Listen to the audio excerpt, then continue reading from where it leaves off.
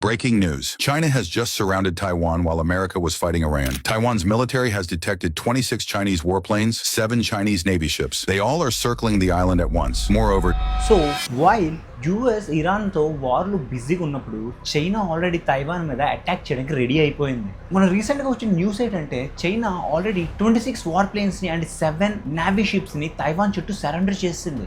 ఇంత పెద్ద ఫోర్స్తో చైనా అసలు తైవాన్ని సరౌండ్ చేయడం ఇదే ఫస్ట్ టైం అని తైవాన్ ఆఫీషియల్స్ అనేవారు స్టేట్మెంట్ ఇచ్చారు. అండ్ ఇదంతా ఇప్పుడు ఎందుకు అవుతుంది?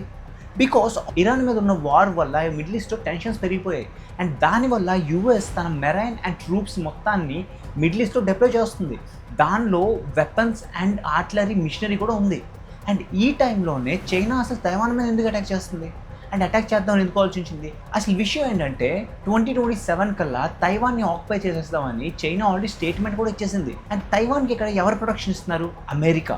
అండ్ ఒకవేళ అమెరికా కానీ ఈ మిడిల్ ఈస్ట్ కాన్ఫ్లిక్ట్లోని ఇరుక్కొని బిజీగా ఉన్నప్పుడు మరి తైవాన్ని ప్రొటెక్షన్ ఇచ్చేది ఎవరు? సో ఇదే కరెక్ట్ టైం అనేసి చైనా అనేది తైవాన్ని సరౌండర్ చేసింది. అండ్ ఇక్కడ ఒకవేళ చైనా తైవాన్ని ఆక్యుపై చేస్తే ఏమవుతుంది?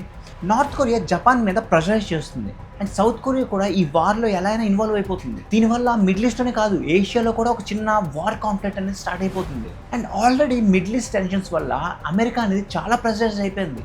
అండ్ ఈ టైంలో అమెరికా తన మొత్తం పవర్నే కోల్పోయే అవకాశాలు ఉన్నాయి. ఇక్కడ ఒక మనిషిని చంపడం వల్ల వరల్డ్ వార్ 3 స్టార్ట్ అయ్యే అవకాశాలు కనిపిస్తున్నాయి. సో ఈ ఇన్ఫర్మేషన్ వల్ల మీకేమనిపిస్తుందో ప్లీజ్ కామెంట్ చేసి చెప్పండి. సో ఇలాంటి ఇన్ఫర్మేటివ్ వీడియోస్ కోసం please do like, share, follow and subscribe.